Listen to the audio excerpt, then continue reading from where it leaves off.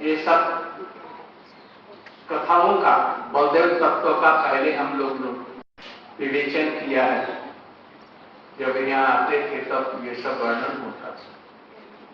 इन्होंने प्राय सभी बलदेव जी के विषयों को, पहलुओं को इन्होंने स्पर्श कर दिया है। दो चार मैं कुछ बदलाव बोलूंगा। कृष्ण सच्चिदानंद तत्व है।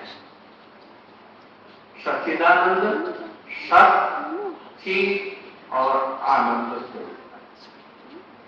किंतु जब इसको पृथक पृथक किया जाएगा तो कृष्ण पूर्ण अखंड चित स्वरूप है और रागिनी शक्ति राधिका जी आनंद स्वरूप और बलदेव प्रभु जी हैं सत। सत माने सत्ता। ये तीन मिलकर के कृष्ण है, किंतु कृष्ण एक एक ही दिखाई देते हैं, किंतु उनमें राधा जी भी हैं और बलदेव जी भी हैं और स्वयं तो वो कृष्ण है। इन तीनों के, दोनों के बिना कृष्ण की सत्ता नहीं रहती। इसलिए कृष्ण की सत्ता, उनकी बंसी, उनके आसन बसन भूषण जो कुछ है, उनके लीलाओं की जो पृष्ठभूमि है, सब कुछ बलदेव प्रभु जी। विशेष करके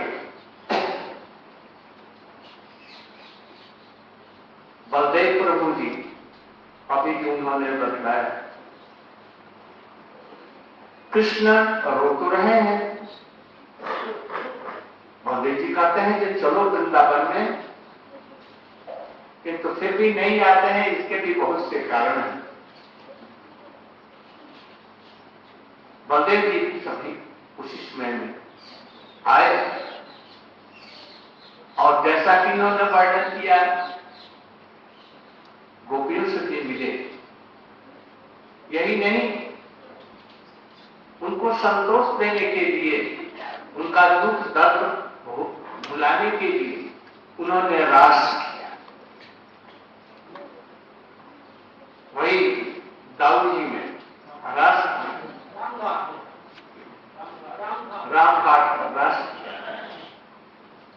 रास किया। कोई कोई कहते हैं कि वो बलदेव प्रभु की ही प्रेयसिया थी, उनके साथ में ही उन्होंने रास। किंतु यह नहीं भूलना चाहिए कि अपराधिक धाम तो लोग वृंदावन में या यहां पर भी भौम वृंदावन में उनकी लीलाएं हैं। कृष्ण बलदेव प्रभु जो लीला किया, वहां पर सभी प्रकार की गोपियां थी, सभी थी, क्योंकि उसमें कोई दोष नहीं होता। जब सत्य में अस्पराव की संबंध में कोई दोष नहीं होता, तो अपराधिक वृंदावन में क्या दोष हो सकता है? हम लोग समझते हैं कि रास एक गंदी लीला है। रस माने क्या? रस के द्वारा गोपियों को बुलाना चाहते हैं, सांत्वना देना चाहते हैं। रस माने साथ में नृत्य करना, गान करना, इसके अतिरिक्त और कुछ मत समझो। बलदेव प्रभु जी ने उनको बुलाने के लिए उनके साथ में नृत्य किया। और बलदेव प्रभु जी कैसा संगीत जानते हैं, जैसा कि कृष्ण संगीत जानते हैं। दोनों भाई राधा गोवर्धन में होली के उत्सव पर कृष्ण और बलदेव दोनों ऐसे स्वर से गा रहे हैं कि सभी लोग मुग्ध हो गए। और दोनों के सामने ही वहीं पर गोपियां भी थी। इसलिए बलदेव प्रभु जी ने जो रास किया, गोपियों को बुलाने के लिए इसमें कोई भी दोष नहीं है। इसमें समस्त प्रकार की गोपियां भी रह सकती हैं, उसमें भी कोई दुख नहीं। विशेष करके जब रास कर रहे थे तो यमुना जी को उस पर बुलाया, गोपियों को प्यास लगी, होने पर वो नहीं आई, मैं आई कहा और मुझों से उसको खेल चुकी गया। यमुना जी भी दो हैं, एक तो समुद्र में जिनके पति हैं और दूसरी है विशाखा, तो कृष्ण की से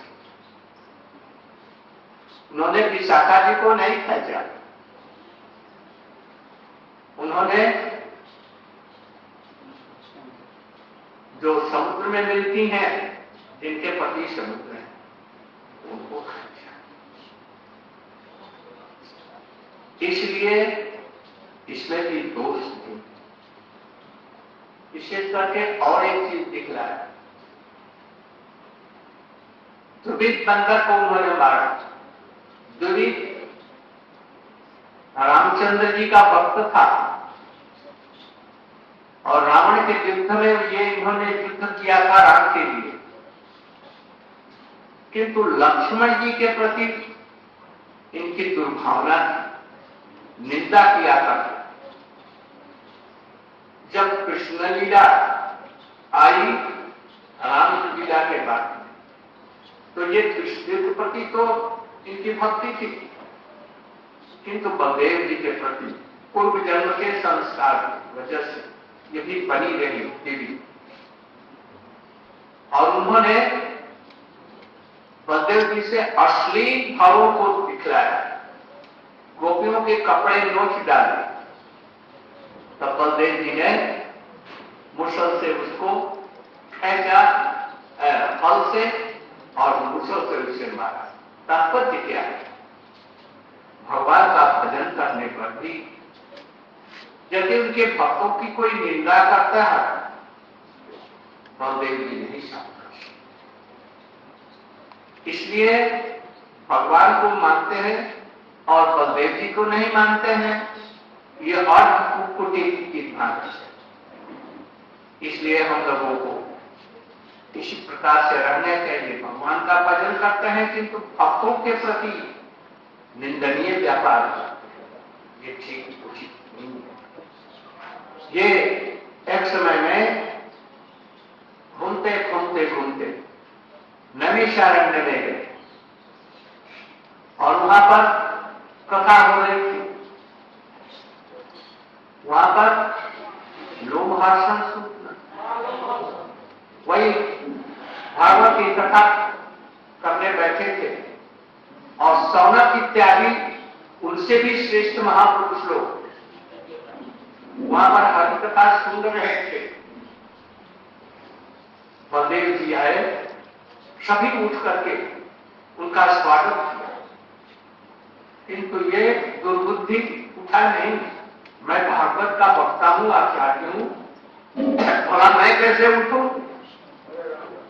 उस समय बलदेव प्रभु जी देखा जी ये तो पाठक नहीं है, ये तो महादाम्भिक है। दाम्भिक व्यक्ति को भागवत का पाठ प्रवचन नहीं करना चाहिए। इसलिए हाथ से ऐसे किया और उसका सिर अलग हो। अब तो सौनक इत्यादि ऋषि बोले, अरे प्रभु आपने ये क्या कर दिया, ये हमको तो हरि कथा सुना है, ओ तो मैं इसको जीवित कर दूं? उन्हें अब तो जो कुछ हो गया, आप ऐसी कोई बात कीजिए कृपा करके कि हम लोग को ये हरि कथा सुनने के लिए मिले। उन्होंने उसके छोटे बेटे को बैठा दिया और शक्ति संचार कर उसमें अपनी सारी शक्ति लगा दी और तब कहा कि तुम आज से इन लोगों को कथा सुना। यही कौन है? उपग्रह समासूर, और यही परीक्षित की सभा में यही थे और सुखदेव गोस्वामी से इन्होंने भागवत की कथा सुनी। तो यदि कोई दाम्भिक व्यक्ति हो, आचार्य का अभिमान हो और गुरु और वैष्णव श्रेष्ठ लोग आते हैं उसका सम्मान न करे, तो बलदेव जी ऐसे ही, इसलिए कभी भी ऐसा भाव न हो। इसलिए रूप गोस्वामी ने लिखा है वैष्णव का आचार, उत्तम वैष्णव से कैसा व्यवहार, मध्यम वैष्णव से कैसा व्यवहार, कनिष्ठ से कैसा, ये सबको ठीक रख करके हम लोगों को आगे बढ़ना है। इसी प्रकार से अभी रामचंद्र जी की लीला में बहुत ही सुंदर सरस वर्णन किया लक्ष्मण जी के संबंध में। केवल उसी लीला में ही नहीं, बलदेव प्रभु जी खेती करते हैं। क्या खेती करते हैं? बलदेव के रूप में वृंदावन में है, वहां पर कृष्ण की लीला की उपयोगिता के लिए सारे मुक्त प्राप्त कृष्ण के परिकर जो है उनको सबको वही प्रकट करते हैं, या प्रकट के रूप में वही है। और द्वारका में उनका चतुर्भुज है, मथुरा में भी चतुर्भुज नहीं है, वे द्वारका में। और वहां पर अनंत कोटि मुक्त जीवों को प्रकट करते हैं जो कि कृष्ण की सेवा करते हैं ऐश्वर्य भाव से, माधुर्य भाव से वृंदावन में करा और यहां पर ऐश्वर्य भाव से। और फिर वही उन्हीं का प्रकाश